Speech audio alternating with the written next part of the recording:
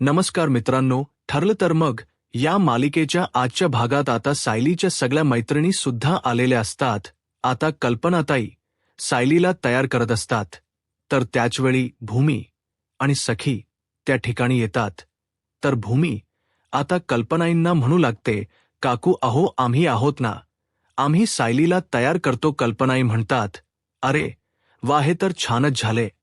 तर आता भूमी आणि सखी दोघेही सायलीला तयार करायला सुरुवात करतात, हलव्याचे दागिने घालायला सुरुवात करतात.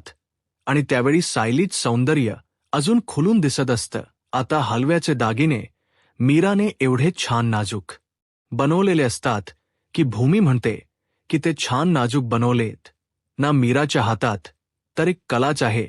तर सखी म्हणते हो ना, आणि या दागिन्यांमध्ये सायली ताईच सौंदर्य अजून खोलून दिसणार आहे असं म्हणत तिच्या गळ्यात हलव्याचे दागिने घालतात, हातात हलव्याचे बांगडे. आणि आता सायलीचा परिपूर्ण असा लूक तयार झालेला असतो. तर सखी कौतुक करत म्हणते, सायली ताई मध्ये ना एक वेगळाच ग्लो आहे, खरंच किती नॅचरल ग्लो आहे ना तिचा, आणि म्हणूनच भाऊजींची नजर हटत नाही ना सायली ताई. तर सायली म्हणते, तुम्ही येताना माझं कौतुक करायचं असं ठरवूनच आल आहात का? आणि काय सखी, यावर्षी तुझी पहिली मकर संक्रांत आहे ना, आणि तरी सुद्धा तू माझ्यासाठी इथे आलीस? तर सखी म्हणते, माझी संक्रांत काय, फक्त संक्रांत ही सणा पडती आहे, बाकी ते राहू देत ना. पण सायली ताई खरंच तू आम्हाला बोलावलं आणि आम्ही येणार नाही असं होणार का? तर भूमी म्हणते, हो ना सायली, अगं तू माणसंच अशी जोडून ठेवली आहेस ना की खरंच तुझं कौतुक कसं करावं काहीच कळत नाही. तुझ्या शब्दाला कोणीच नकार देऊ शकत नाही, आणि तुझ्यात एवढी ताकद आहे ना की कोणत्याही संकटांना तू अगदी हसत हसत सामोरे जातीस. हा गुण तुझ्यातला अगदी सर्वांनी घेण्यासारखा आहे सायली. तुझं कौतुक करण्यासाठी शब्दच अपुरे पडतात, आणि मला तुझ्यातील प्रत्येक गुण खरंच खूप आवडतो. तर आता सायली म्हणते, माझी माणसं आहेतच तशी, आई बाबा पूर्णा, आजी प्रतिमा, आत्या रविराज काका, अहो सगळे जण माझ्या पाठीशी खंबीरपणे उभी आहेत. मला सोन्यासारखी माणस मिळाली आहेत, आणि ही माणस आणि तुम्ही सर्वजण म्हणजे माझी ताकद आहात. आणि तुम्ही सर्वजण असताना मला कधीच कशाची भीती वाटत नसते, कारण तुम्ही सर्वजण माझ्यासोबत कायम असता असं म्हणत सायली भूमी, सखी आणि घरातील प्रत्येकाचं कौतुक करू लागते. तर अस्मिता आणि काव्या दोघेही आता अर्जुनला जबरदस्तीने रूममध्ये घेऊन येतात आणि म्हणतात, अर्जुन तुला तयार व्हावंच लागेल. तर काव्या म्हणते, भाऊजी अहो प्लीज ऐका ना आमचं. परंतु ज्यावेळी अर्जुन रूममध्ये येतो आणि सायलीकडे पाहतो, तेव्हा मात्र अर्जुन पूर्णपणे सायलीमध्ये हरवून गेलेला असतो. सायली एवढी गोड दिसत असते की शेवटी अर्जुनची विकेट पडतेच. तर काव्या म्हणते, भाऊजी आज मकर संक्रांतीचा सण आहे आणि या दिवशी तुम्हाला नटावंच लागेल. अर्जुन म्हणतो, काय हे काय, मी तयारच आहे. मकर संक्रांत, काळ्या रंगाचा कुर्ता, चला. तर मग तर आता काव्या म्हणते, काय तुम्हाला कसं समजावू, काहीच कळत नाही. कल्पना ताई म्हणतात, अर्जुन अरे मकर संक्रांत म्हणजे फक्त काळ्या रंगाचा कुर्ता नाही, आज तुमची पहिली मकर संक्रांत आहे, मग तुला तयार व्हावं लागेलच ना. हे घे, हे हलव्याचे दागिने आहेत, ते घालून घे. तर अर्जुन म्हणतो, हे हलव्याचे दागिने मी घालायचे? कल्पनाताई म्हणतात, हो तुलाच घालावे लागतील. अर्जुन म्हणतो, नाही मी हे दागिने घालणार नाही. सायली म्हणते, तुम्ही जर हे दागिने नाही घातले तर मी तुमच्यावर रुसणार आहे. अर्जुन म्हणतो, तुला रुसायला कारणच हो असतं ना, तू रुसलीस तरी काही हरकत नाही, परंतु मी हे दागिने खाणार नाही असं म्हणत अर्जुन त्याच्या मतावर ठाम बसतो आणि दागिने घालायलाही काही तयार नसतो. आता मात्र सायली अर्जुनवर रागवलेली असते. तर कल्पनाताई म्हणतात, अर्जुन, काव्या, भूमी सर्वजण आग्रह करत असतात, परंतु तरी सुद्धा अर्जुन काही दागिने घालायला तयार नसतो. आणि त्याचवेळी काव्याला फोन येतो. काव्या म्हणते, भाऊजी तुम्ही हे दागिने घालणार आहात की नाही? तर आता सायली तुमच्यावर रुसणार आहे, तुम्ही पटकन तयार व्हा, मला फोन आलाय, मी जाते असं म्हणत आता काव्या तिथून निघून जाते. तर कल्पनाताई अर्जुनला म्हणतात, अर्जुन, रीतिरिवाजाप्रमाणे तुला हे दागिने घालावेच लागतील.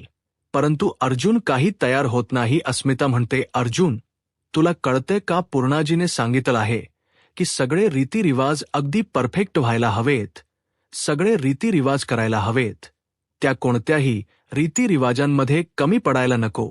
आणि जर पूर्णाजीला कळालं की तू हे दागिने घालत नाहीयेस, मग पूर्णाजी तुला ओरडेल. अर्जुन अस्मिताला म्हणतो, हो तर मी पूर्णाजीशी नंतर बोलेन, पण मी हे दागिने घालणार नाही. अर्जुन काही केल्या दागिने घालायला तयार नसतो आता.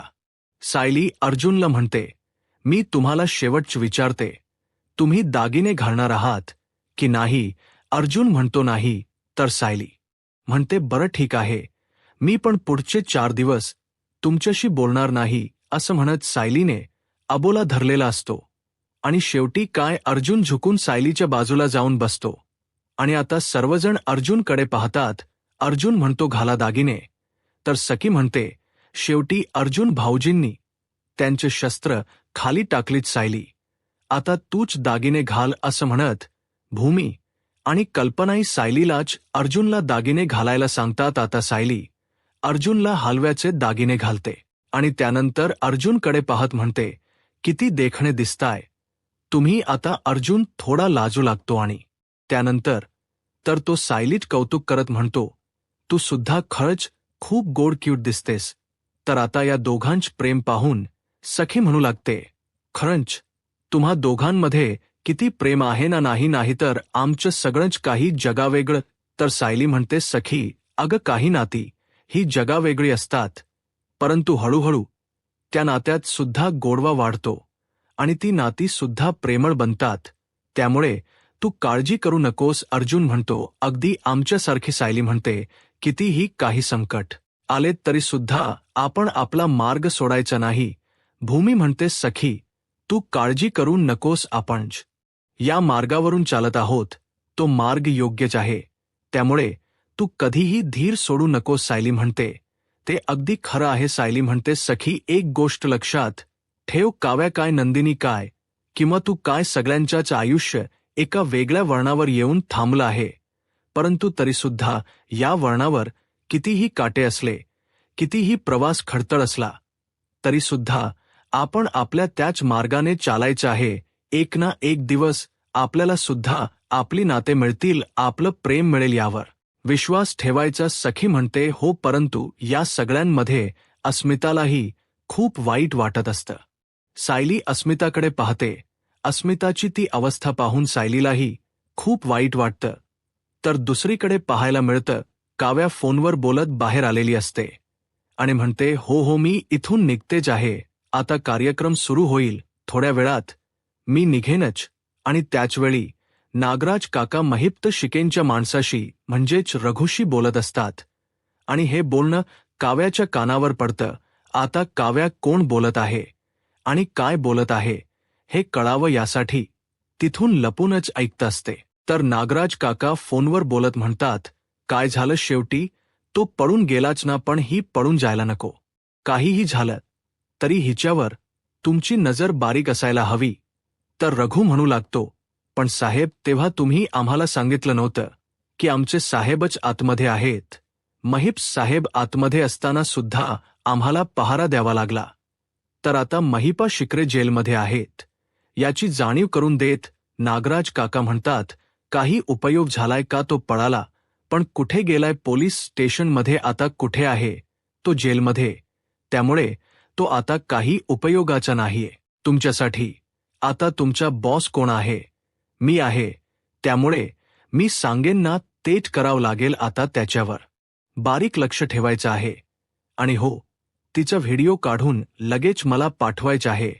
तर रघु म्हणतो, हो साहेब. असं म्हणत रघु फोन ठेवतो. परंतु ज्यावेळी हे सगळं काही बोलणं काव्य ऐकते त्यावेळी काव्याला धक्काच बसतो. काव्य मनाशीच म्हणते, नागराज काका ओढ खालच्या पातळीला जाऊ शकतात, पण हे नक्की कोणाबद्दल बोलत होते हे सगळं काही मला सायलीला सांगावंच लागेल. आता नागराज काकांची नजर पडण्या अगोदरच काव्या तिथून निसते आणि सगळं काही सायलीला सांगण्यासाठी गेलेली असते. इकडे नागराज काका आजूबाजूला पाहतात, पण तिथे तर कोणीच नसतं. पण काव्याने नागराज काकांचं सगळं काही बोलणं ऐकलेलं असतं आणि याची नागराज काकांना थोडी सुद्धा कल्पना नसते. तर दुसरीकडे सुभेदारांच्या घरी आपल्याला पाहायला मिळतं सर्वजण अगदी आतुरतेने सायली अर्जुनची वाट पाहत असतात आणि त्याचवेळी अस्मिता अर्जुनला तर सायलीच्या मैत्रिणी सायलीला घेऊन येतात. सर्वजण त्या दोघांना पाहून खुश होतात. तर त्यानंतर पूर्णाजी कल्पनाताई म्हणतात, चला आपण कार्यक्रमाला सुरुवात करूयात. आता सायली अर्जुनच पहिल औक्षण कल्पनाताई करतात आणि त्यांना तिळगुळ देतात. तर त्यानंतर अस्मिता प्रतिमत्या सर्वजण सायली अर्जुनच औक्षण करतात, त्यांना आशीर्वाद देतात आणि त्यांना मकर संक्रांतीच्या शुभेच्छाही देतात. आता तिथे काव्य आलेली असते आणि काव्या इशायानेच सायलीला सांगण्याचा प्रयत्न करत असते, परंतु सायली मकर संक्रांतीच्या कार्यक्रमामध्ये असते आणि त्यामुळे काव्या काय बोलत आहे याकडे सायलीच लक्षही जात नाही. काव्या पुन्हा पुन्हा इशारा करून सांगण्याचा प्रयत्न करत असते, परंतु काही सायलीचा लक्ष जात नसतो. काव्याला काय करावं काहीच कळत नाही. तर पूर्णाजी सायलीला म्हणतात, सायली आता सर्वांना हळदी कुंकू लावून घे. तर आता पूर्णाजी सगळ्यांनाच म्हणतात की यावर्षी सायलीने वाण म्हणून आपण स्वतःहून रुजवलेली रोप देणार आहे. तिने खूप छान रोप तयार केली आहेत आणि तीच आम्हाला सगळं काही सांगितलं आहे. पण तुम्ही एवढा विचार नका करू, सुमन काकू लवकरच सापडतील, आमची खात्री आहे. नागराज काका म्हणतात, मी सुद्धा सुमनचीच वाट पाहत आहे. तर आता भूमी म्हणू लागते, हे घ्या, मी तुम्हाला तिळगुळ देण्यासाठी आले होते. असून भूमी आता नागराज काकांना तिळगुळ देते आणि म्हणते, तुम्हाला मकर संक्रांतीच्या खूप खूप शुभेच्छा. तिळगुळ घ्या आणि सर्वांशी गोड बोला. तर आता नागराज काका भूमीला म्हणतात, तुला सुद्धा मकर संक्रांतीच्या शुभेच्छा. भूमी म्हणते, थँक यू असं म्हणत भूमी तिथून निघून जाते. परंतु भूमीने जो व्हिडिओ पाहिलेला असतो तो व्हिडिओ अजूनही तिच्या डोळ्यासमोर असतो. तर इकडे काव्या आणि सखी यांच्या गप्पा चालू असतात आणि त्याचवेळी काव्या भूमीला पाहते. भूमी थोडी घाबरलेली असते, तिला टेन्शन आलेलं असतं, काहीतरी घडलं आहे हे काव्याच्या लक्षात येतं. काव्या भूमीला विचारते, काय झाले, परंतु तिथे नागराज काका असल्यामुळे भूमी काहीही न सांगता काव्या आणि सखीला बाजूला यायला सांगते. आता भूमी घडलेला सर्व प्रसंग सखी आणि काव्याला सांगू लागते.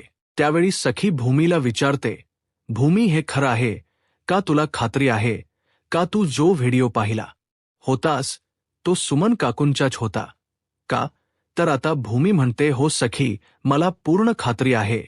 मी ज्यावेळी नागराज काकांना तिळगुळ द्यायला गेले होते त्यावेळी मी त्यांच्या मोबाईलमध्ये पाहिलं तर तो सुमन काकूंचाच व्हिडिओ होता. मी पाहिला आहे की त्या सुमन काकूच होत्या. काव्याला तो क्षण आठवतो. काव्या म्हणते, एक मिनिट, काही वेळापूर्वी मी नागराज काकांना फोनवर बोलताना ऐकलं होतं. ते कोणाला तरी म्हणत होते की तिला जाऊ देऊ नका, तिच्यावर लक्ष ठेवा. म्हणजे याचा अर्थ, तर भूमी म्हणते, याचा अर्थ त्या सुमन काकूच होत्या. तर आता काव्या म्हणते, हे सगळं काही आपल्याला सायली आणि अर्जुनला सांगावं लागेल. परंतु नेमके सायली अर्जुन पाहुण्यांमध्ये अडकले आहेत, पण काही करून आपल्याला तो व्हिडिओ मिळवावाच लागेल. सखी म्हणते, हो, तो व्हिडिओ आपल्याकडे येणं खूप महत्वाचं आहे. तर काव्या म्हणते, पण तो व्हिडिओ मिळवायचा कसा. आता तिघीही मिळून तो व्हिडिओ मिळवण्यासाठी प्लॅन करतात. आता या तिघींच्या प्लॅन नुसार सखी नागराज काकांना तिळगुळ देण्यासाठी जाते आणि म्हणते, नागराज काका, हो, तुम्ही इथे एकटेच बसला आहात का, हे घ्या, मी तुमच्यासाठी तिळगुळ घेऊन आले. नागराज काका म्हणतात, बरं, तुला सुद्धा मकर संक्रांतीच्या शुभेच्छा. तर सखी म्हणते, नागराज काका, तुम्ही माझे जरा फोटो काढता का, मला माझे फोटो हवे होते. तर नागराज काका म्हणतात, अगं, तुझ्याच मोबाईलमध्ये काढ ना. तर सखी म्हणते, नाही ना, माझा मोबाईल मी कुठे ठेवला आठवतही नाहीये, तुम्ही काढा ना माझे फोटो.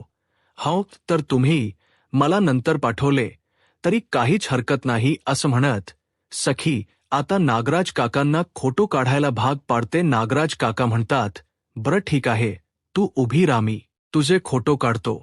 आता नागराज काका फोटो काढायला घेतील, परंतु त्याच वेळी काव्या पळत येते आणि नागराज काकांच्या हातातील मोबाईल घेत म्हणते, नागराज काका हो, तुम्ही फोटो काढताय पण लाईट तरी कुठे आहेत? या साईटने. थांबा मीच काढते.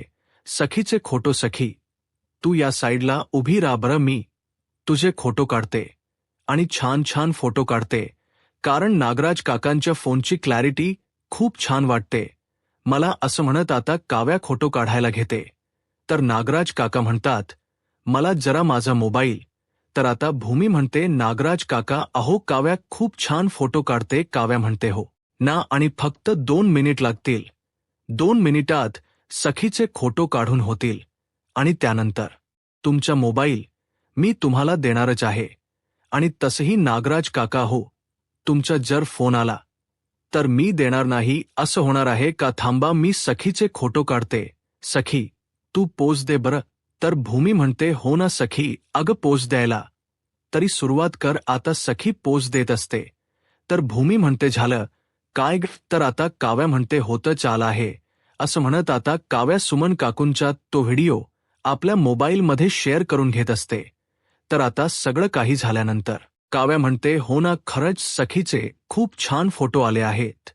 आणि नागराज काका थँक यू हा असं म्हणत त्यांचा मोबाईल परत देते आणि तिघेही तिथून निघून जातात.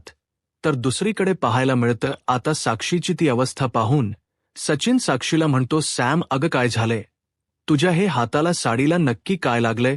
तू कुठे गेली होतीस? कुठे अडकली होतीस? मी केव्हापासून तुझी वाट पाहतोय. सॅम अगं काय हालत झालीये तुझी, आणि या धुराचा वास काय येतोय? सॅम मला माहीत आहे काहीतरी मेजर सिरियस घडलं आहे, पण तू माझ्यापासून लपवतेस. सॅम प्लीज काय घडलं असेल तर मला सांग ना. तू माझ्यापासून कोणतीही गोष्ट लपू नकोस. सॅम काय घडलंय मला सांग ना, प्लीज सांगशील का? अगं हे सगळं काही कसं घडलंय? तर आता साक्षी खोट बोलत म्हणते, एक्सिडेंट. तर आता हे ऐकल्यानंतर सचिन म्हणतो, काय तर आता? साक्षी म्हणते, हो पण माझ्या गाडीचं नाही, दुसऱ्या गाडीचं. सचिन, मी हायवेवरून निघाले होते आणि त्याचवेळी समोर एका गाडीचं एक्सिडेंट झालं आणि तो अपघात पाहून मला खूप वाईट वाटलं. त्यांना मदत करायला जावी असं मला वाटलं आणि म्हणूनच मी त्यांना मदत करायला गेले. पण ज्यावेळी मी तिथे पोहोचले त्यावेळी त्या गाडीने पेट घेतला अक्षरशः. त्या आगीतून मी कशी बशी वाचली आहे, मी जळता जळता वाचली आहे. आणि त्यानंतर मी धावत पळत माझ्या गाडीत येऊन बसले, पण माझ्या डोळ्यासमोरून तो प्रसंग हटतच नव्हता. ते सगळं काही मला आठवत होतं आणि मला खूप त्रास आला. कितीतरी वेळ मी माझ्या गाडीत बसूनच होते. मी खूप घाबरून गेले होते. सचिन असं म्हणत साक्षी मोठमोठ्याने रडू लागते.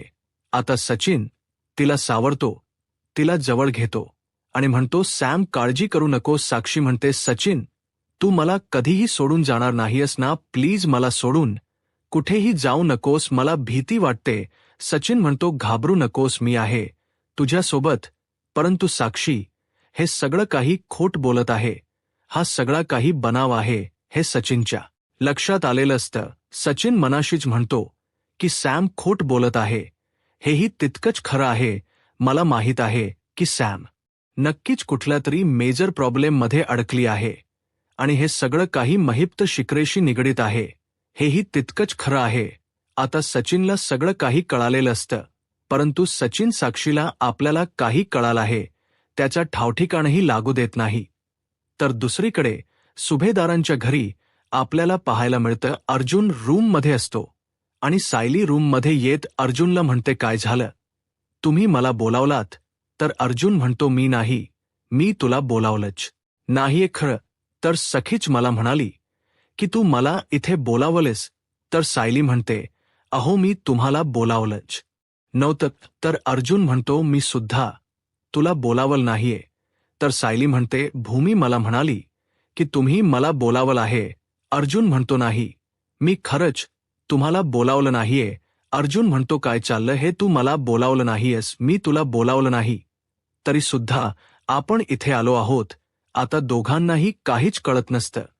तर दुसरीकडे हळदी कुंकू पूर्ण झाल्यानंतर आता आलेल्या सर्व बायका घरी जायला निघतात तर तिथे नागराज काका विचार करत म्हणतात, अजूनपर्यंत सायली अर्जुनकडे पाहून तरी असं वाटते की त्यांना माझ्याबद्दल संशय आला नाहीये. त्यांना अजूनही सुमनबद्दल काहीच कळालं नाहीये. प्रियासुद्धा तेच बोलत होती. प्रियावर विश्वास ठेवायला हवा होता. तसंही आता मला सत्य कळालंच आहे. त्यामुळे इथे थांबण्यात काहीच अर्थ नाही. आता मला सुमनवर वॉच ठेवण्यासाठी जावं लागेल. महिपच्या माणसांवर विश्वास ठेवून काहीच उपयोग नाही. त्यापेक्षा मलाच जावं लागेल. असं म्हणत नागराज काका आता तिथून निघत असतात. आता नागराज काका तिथून निघून जातात तर दुसरीकडे सायली अर्जुन यांचे वाद चालूच असतात. भूमी म्हणते, थांबा थांबा प्लीज, तुम्ही भांडू नका, आम्हीच तुम्हाला इथे बोलावलं आहे. सायली म्हणते, इथे कशाला, काय झाले? तर आता सखी म्हणू लागते, आम्हाला तुम्हाला काहीतरी सांगायचं आहे आणि त्यासाठीच आम्ही इथे बोलावलं आहे. सायली म्हणते, काय झालंय, काय बोलायचं नक्की? तर आता काव्या म्हणते, तू शांत हो, आम्ही जे काही सांगत आहोत ते प्लीज ऐकून घे. असं म्हणत आता काव्या घडलेला सर्व प्रकार सांगू लागते. काव्या म्हणते, मला फोन आला होता आणि म्हणून मी बाहेर फोनवर बोलण्यासाठी गेले. त्यावेळी नागराज काका फोनवर बोलत होते आणि कोणाला तरी तू सोडू नकोस, तिला तसंच बांधून ठेव, तिच्यावर लक्ष ठेव असं बोलत होते. तर त्यानंतर भूमी म्हणते की मी सुद्धा नागराज काकांच्या मोबाईलमध्ये सुमन काकूंचा व्हिडिओ पाहिला आणि त्यानंतर घडलेला सगळा प्रसंग त्या तिघीही सांगू लागतात. कशा प्रकारे त्या तिघींनीही नागराज काकांच्या मोबाईलमधून तो सुमन काकूंचा व्हिडिओ आपल्याकडे घेतला आणि कशा प्रकारे नागराज काकांना चकवा दिला आणि त्यांच्याकडून सत्य काढून घेतलं. हे सगळं काही आता काव्या, भूमी आणि सखी सांगू लागतात. आता हे ऐकल्यानंतर सायली अर्जुनला धक्काच बसतो. तर येणाऱ्या पुढील भागामध्ये आपल्याला पाहायला मिळतं सायली अर्जुन त्या अड्ड्यापर्यंत पोहोचलेले असतात. त्यावेळी सायली अर्जुन पाहतात तर सुमन काकू कुठेच दिसत नाहीत. तर सायली म्हणते, काय झालं, कुठेच सुमन काकू दिसत नाहीयेत? तर अर्जुन म्हणतो, मलाही काहीच कळत नाहीये. तर आता सायली म्हणू लागते, आपण चुकीच्या पत्त्यावर आलोय का? आपण तिथे त्या बाजूच्या गल्लींमध्ये पाहूयात. आता मात्र सुमन काकूंच्या कानी सायली आणि अर्जुनचा आवाज जातो असतात. परंतु त्याच वेळी सुमन काकू खुर्चीचा आवाज करतात. आता मात्र इकडे अर्जुन दरवाजावर लाथ मारतो आणि त्याच वेळी सायली आणि अर्जुनला सुमन काकू दिसतात. आता सुमन काकूंना सोडवण्यामध्ये सायली अर्जुन यशस्वी ठरतील का? आता पुढे काय होईल हे पाहायला आत्ताच माझा महाराष्ट्र या यूट्यूब चॅनलला सबस्क्राईब करा. धन्यवाद.